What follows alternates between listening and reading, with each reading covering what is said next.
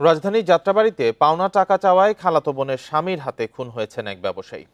রোববার রাত 10:30টার দিকে টাকা চাইতে গেলে স্ত্রীর সামনেই ইয়াসিনকে বটি দিয়ে আঘাত করে আত্মীয় আলামিন। ঘটনাস্থল থেকে হামলাকারী সহ বাসার 3 জনকে আটক করেছে পুলিশ। হত্যার ঘটনায় মামলা দায়ের প্রক্রিয়াধীন রয়েছে। এই ঈদে জামা জুতো অ্যাকসেসরিজের ডিসকাউন্ট।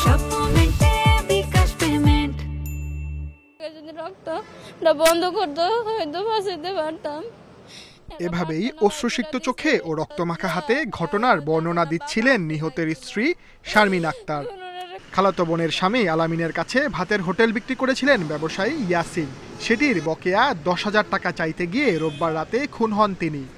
10,000 টাকা কইছে হেরে দেওয়ার কথা হ্যাঁ কয় আমি এখন দিতে পারব না, তো কয় এখন দিতে পারব না, আপনি তো আমার ডেট অনেকটি দিয়েছেন।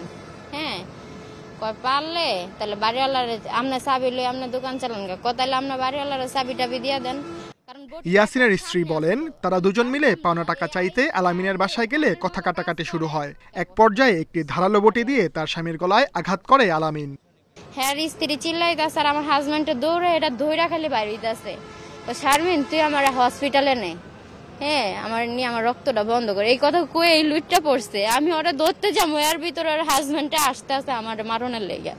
গুরুতর আহত ইয়াসিনকে ঢাকা মেডিকেল কলেজ হাসপাতালে নিলে কর্তব্যরত চিকিৎসক তাকে মৃত ঘোষণা করে।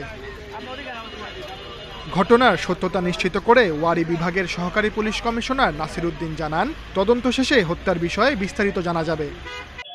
দোকানদার 3 মাস আগে তার যে ভিকটিম মারা গেছে তার বউর খালাতো ভাই তার ছিল, তার থেকে কেনা মানে নিচ্ছে টাকা লেনদেন করছে। 10,000 টাকার মতো হিসাবের গন্ডগোল আছে। এটা নিয়ে তথ্য দিয়া সে মারা গেল। ইয়াসিনের মৃত্যুতে পিতাহারা তার 2 সন্তান। স্বামীর হত্যাকারীর সর্বোচ্চ শাস্তির দাবি শারমিন আক্তারের। Sajjad Hossain, independent news, Dhaka.